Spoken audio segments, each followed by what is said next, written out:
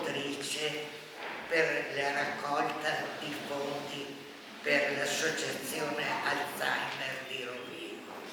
Sono altrettanto fiera di aver contribuito al gemellaggio tra Badia Ponesine e Sentibò di Vigna.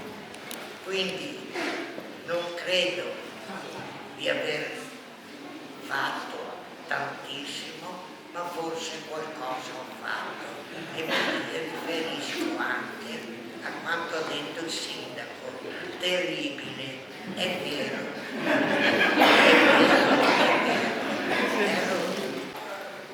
L'amministrazione nella figura del sindaco prima persona e la Proloco per avermi coinvolto in questa premiazione che, come la signora Morini, anch'io penso, non so quanto merito, comunque nel lavoro che ho fatto, in quello che sto facendo ancora adesso in pensione, ci metto tutta la mia disponibilità e il mio impegno.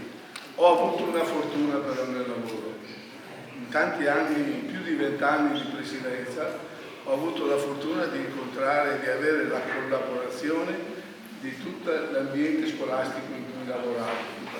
Il riconoscimento che mi dicevano attraversano la strada per venire a salutare, questo riguarda in particolare gli studenti, qui ce n'è qualcuno anche qua dentro, i miei allievi che mi hanno capito forse che il preside in una scuola è quasi sempre dalla parte degli studenti.